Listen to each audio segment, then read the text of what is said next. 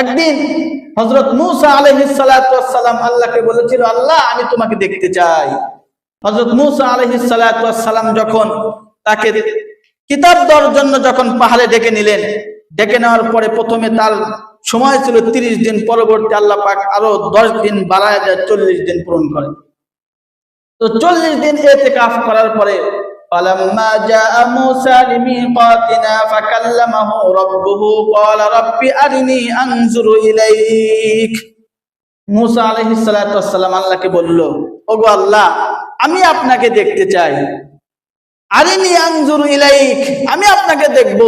আল্লাহ তাআলা বললেন, ও মুসা লান তারানি, আমাকে দেখতে পারবা না। পৃথিবীর কোন ব্যক্তির শক্তি নাই যে এই দুর্বল চক্ষু দিয়ে আমি আল্লাহকে দেখবে। লান তারানি, দেখতে পারবা না। আমি দেখবই, দেখে বসলো, আমি দেখবই আপনাকে। আল্লাহ তাআলা কি বললেন, আমাকে দেখতে পারবা না। ওয়ালাকিন ইনজুর ইলাল জাবাল, তবে পাহাড়ের দিকে তাকাও। ফাইন ইসতাকাররা মাকানাহু ফাসাউফা তারানি, যদি তুমি পাহাড়ের দিকে তাকায়া স্থির থাকতে পারো তাহলে তুমি আমাকে দেখতে পারবা। ফালাম্মা তাজাল্লা রাব্বুহু লিল জাবালি জাআলাহু দাক্কা, আল্লাহ পাক রব্বুল আলামিন যখন পাহাড়ের দিকে তার অল্প একটু নূর যখন পাহাড়ের দিকে ঝলক মারছে, সাথে সাথে পাহাড় পুরো পুড়ে ছারকার হয়ে গিয়েছে, চূর্ণ বিচূর্ণ হয়ে গিয়েছে। অখররা মূসা সাইকা, এবং হযরত মূসা আলাইহিস সালাতু ওয়াস সালাম বেহুশ হয়ে জমিনে পড়ে গিয়েছে। ফালাম্মা আফাকা ক্বালা সুবহানাকা তুবতু ইলাইকা ওয়া আনা আউওয়ালুল মুমিনিন।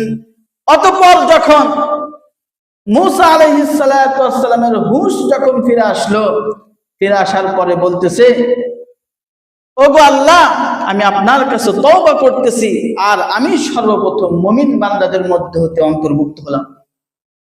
ওয়া আনা আউওয়ালুল মুমিনিন, আমি মুমিন বান্দাদের মধ্যে হতে একজন।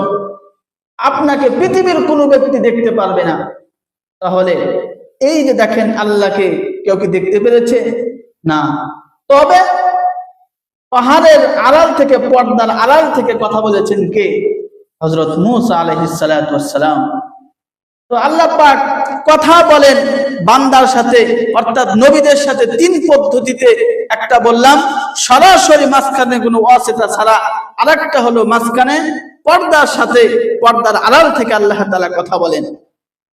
কিন্তু কাল কিয়ামতের ময়দানে মুমিন বান্দারা সরাসরি আল্লাহকে দেখতে পাবে।